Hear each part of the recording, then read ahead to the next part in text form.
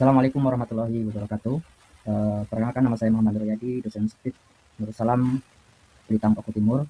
Di sini saya mengampu mata kuliah pengantar manajemen bisnis pendidikan. Saya akan menerangkan tentang apa yang menjadi tugas saya sebagai selaku peserta PKDP PTP Uda dan Fatah Palembang tahun 2026. Ini adalah sebagai syarat untuk menerangkan tentang apa yang menjadi tugas saya sebagai selaku peserta PKDP PTP Uda dan Fatah Palembang tahun 2026. Ini adalah sebagai syarat untuk bisa lulus menjadi peserta PKDP. Di sini saya akan menjelaskan tentang video ajar ya, materi saya atau mata kuliah saya yaitu pengantar manajemen bisnis pendidikan. Oke, konsep dasar manajemen bisnis pendidikan. Sebelum kita mulai perkuliahan ini, sebelum-sebelumnya kita sudah membahas tentang apa itu manajemen, apa itu bisnis pendidikan, dan apa tujuannya. Pendidikan itu apa, bisnis itu apa, dan manajemen itu apa sebenarnya. Di sini kita akan membahas ulang. Kemarin kita sudah belajar juga. Di sini saya akan menjelaskan ulang tentang yang sudah kita pelajari sebelumnya.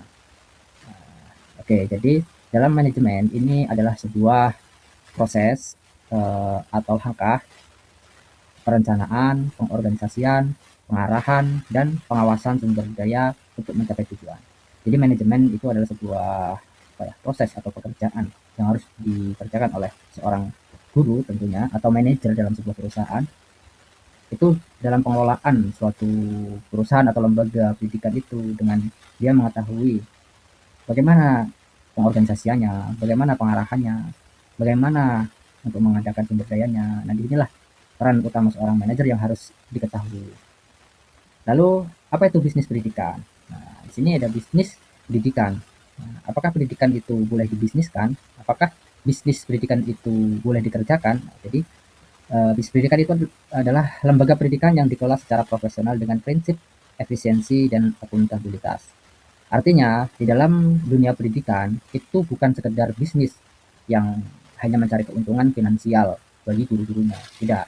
Tetapi bagaimana dia bisa mengelola lembaga pendidikan itu secara profesional, tentunya dengan prinsip yang efisiensi dan akuntabilitas.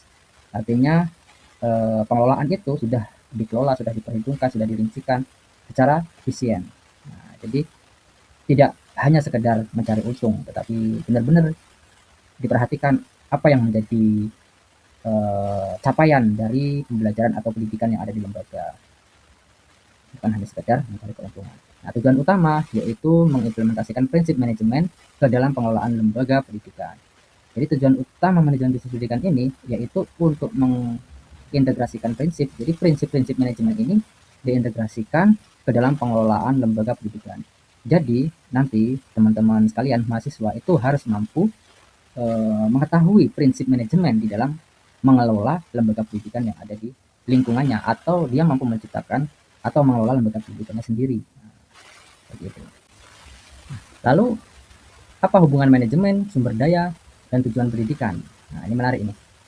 Jadi di dalam sebuah lembaga pendidikan itu mempunyai hubungan yang sangat erat antara sumber daya manusia, tujuan, dan manajemen itu sendiri.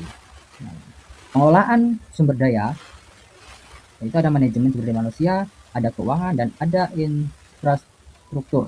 Jadi dalam pengelolaan ini seorang manajer mampu mengetahui atau mampu membagi atau mengelola, memberikan penugasan-penugasan terhadap sumber daya yang ada. Jadi seorang manajer atau kepala sekolah itu mampu mengetahui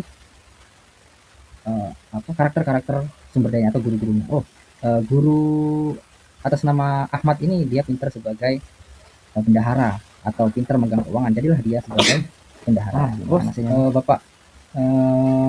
Bapak Joko ini ternyata dia bagus dalam pengelolaan keuangan atau merawat barang, dia jadikan sebagai prasarana. Nah, itu seorang manajer harus mampu karakter-karakter sumber daya yang ada di dalam lembaga itu. Dan itu tidak sembarang orang, jadi tidak basing-basing kita ngasih job desk terhadap seseorang untuk ngetes kemampuan dia, gitu tidak. Jadi kita menugaskan itu sesuai dengan kemampuan sumber dayanya. Oke, kita lanjut lagi.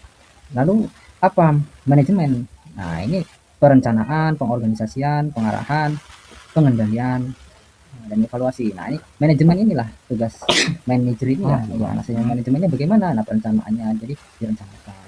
Jadi semua unsur ini sumber daya, pengelolaan sumber daya, manajemen dan tujuan pendidikan itu harus bersinambung, harus saling mengetahui, harus tahu tujuan pendidikan itu apa, ya kualitas, efisiensinya. Nanti tujuannya itu ya kualitasnya pendidikannya itu harus seperti apa, kita harus diketahui bersama. Gitu. Oke, lalu apa fungsi manajemen dalam pendidikan itu? Nah, ini menurut teori Yogi L. Perry, nah, dia menyampaikan ada 4 fungsi manajemen dalam pendidikan. Nah, ini sering kita dengar, yang bisa disingkat itu menjadi POAC atau POAC. Nah, apa itu P-nya? Atau P itu adalah planning atau perencanaan. Nah, di dalam sebuah manajemen itu ada yang namanya perencanaan. Jadi dia merencanakan. Nah, perencanaan apa? Salah satunya menetapkan visi, misi, dan program kerja tahunan lembaga pendidikan. Jadi dia mempunyai visi dan misi apa yang akan dikerjakan, eh, program kerja tahunan di lembaga itu. Dari visinya apa dan misinya apa, dia harus mengetahui, dia merencanakan. Lalu ada planning, O-nya organizing atau pengorganisasian. Nah, di sini adalah tugasnya untuk membagi tugas, wewenang dan tanggung jawab kepada seluruh staf. Nah, jadi di sini fungsi manajemen itu membagi tugas. Dia harus dibagi tugasnya, harus mengetahui siapa yang menjadi tanggung jawab ini, siapa yang menjadi tanggung jawab ini. Setiap staf itu mempunyai tugas yang dan keahlian masing-masing. Disitulah kita bagi wewenang dan tanggung jawabnya. Lalu ada actuating atau pengarahan. Nah, di sebuah lembaga tidak cukup hanya sekedar ngasih tugas, hanya sekedar ngasih jabatan, tetapi di situ juga pentingnya pengarahan. Nah, di dalam pengarahan itu ada terdapat motivasi dan membimbing tenaga pendidik untuk mencapai target yang sesuai diharapkan oleh lembaga.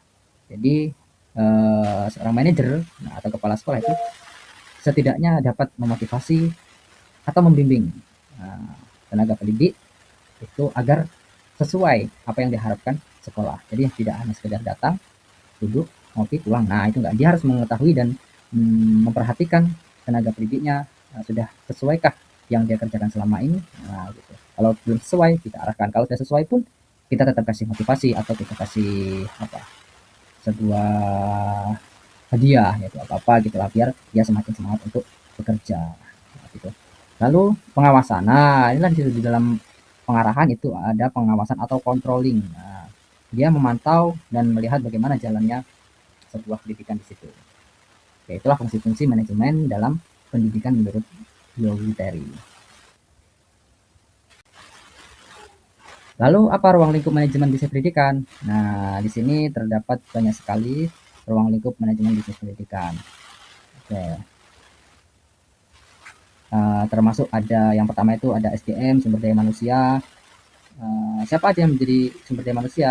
Siapa aja yang itu sumber daya manusia itu ada guru atau dosen dan tenaga pendidikan atau pendidik. Ini adalah sumber daya yang ada di dalam pendidikan atau di sebuah lembaga. Kalau tidak ada ini ya tidak mungkin pendidikan atau belajar mengajar itu bisa berjalan dengan bagus itu kan. Apalagi sumber daya yang ada hanya sekedarnya saja gitu.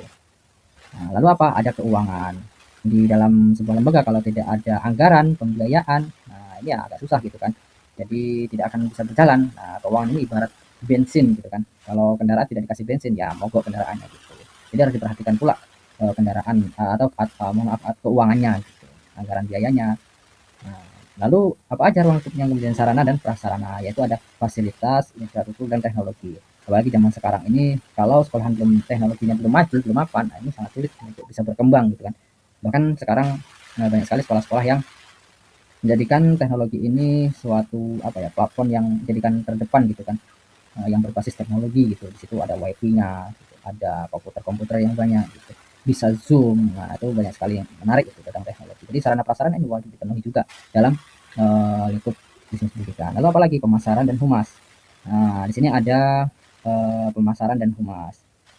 Jadi di sini ada breeding, bagaimana cara kita memasarkan ke publik bahwa kita tuh mempunyai lembaga pendidikan gitu. Lalu ada lagi layanan, yang kelima ada layanan peserta didik. Nah, jadi dalam sebuah lembaga, di situ ada layanan peserta didik. Jadi tidak hanya ya seperti saya yang katakan di awal tadi, tidak hanya sekedar ngajar gitu. Jadi peserta itu kita perhatikan, kita layani. Siswa itu kita layani. Bagaimana kita melayani ya kita perhatikan. Gitu.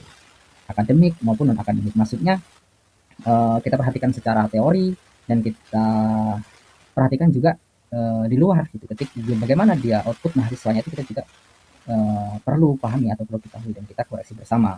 Gitu. Jadi kesimpulannya, yang pertama yaitu pengolahan profesional. Manajemen bisnis pendidikan itu adalah proses pengolahan lembaga pendidikan secara efektif dan efisien. Yang kedua yaitu dukungan fungsi manajemen, yaitu penerapan fungsi manajemen yang baik itu akan mendukung tercapainya tujuan pendidikan secara optimal. Jadi fungsi manajemen ini kalau bisa menerapkan dengan baik itu akan mendukung tercapainya tujuan pendidikan secara optimal. Yang ketiga, kepercayaan masyarakat. Pengelolaan yang profesional meningkatkan kualitas layanan dan kepercayaan publik terhadap lembaga. Jadi sulit. Nah, yang ketiga ini sulit ini kita untuk bisa membuat orang percaya kepada kita. Nah, ini sangat sulit. Jadi pengelolaan yang profesional untuk meningkatkan kualitas. Nah, ini yang perlu kita apa ya? Perkencangkan lagi gitu kan.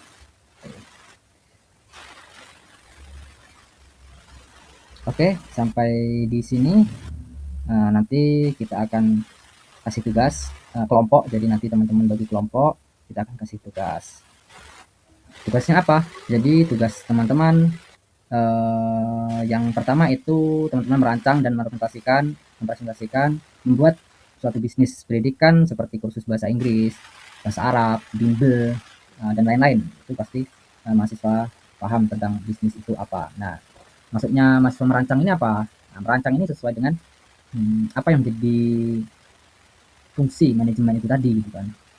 Ada planning, perencanaan, dan AC tadi diterapkan di dalam sebuah merancang atau membuat suatu pendidikan. Nanti disampaikan visi misinya apa, tujuannya apa, itu nanti disampaikan. Pengelolaan siapa, sumber daya manusianya siapa, yang mau mengajar ini siapa, biayanya berapa, nah, nanti kapan dikerjakannya. Nah, itulah mahasiswa itu kalian merancang bagaimana apa namanya bisnis ini bisa berjalan ataupun pendidikan ini bisa berjalan di lembaganya. Yang kedua, mahasiswa membuat bisnis pendidikan di masyarakat. Nah, setelah kalian rancang, nah kalian praktek nih langsung terjun di lapangan. Nah, nanti saya pengen ya karena sekarang kalau tidak praktek ya kosong itu kan.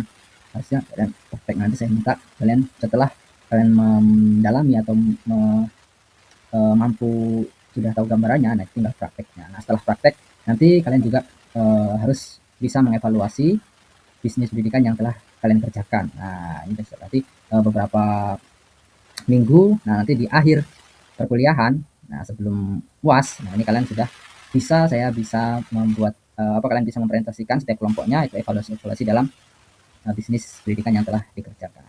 Oke, mungkin itu saja yang bisa saya sampaikan. Mohon maaf bila banyak kekurangan, saya akhiri. Ya, mudah-mudahan apa yang sudah kita pelajari hari ini bisa bermanfaat dan saya tunggu tugasnya untuk dikerjakan dan saya akan selalu mendampingi apabila kesulitan ataupun masih kurang paham bisa ditanyakan langsung kepada saya lewat ya WhatsApp apa aja boleh. Oke, cukup ya. Semoga sehat selalu. Akhiri, wassalamualaikum warahmatullahi wabarakatuh.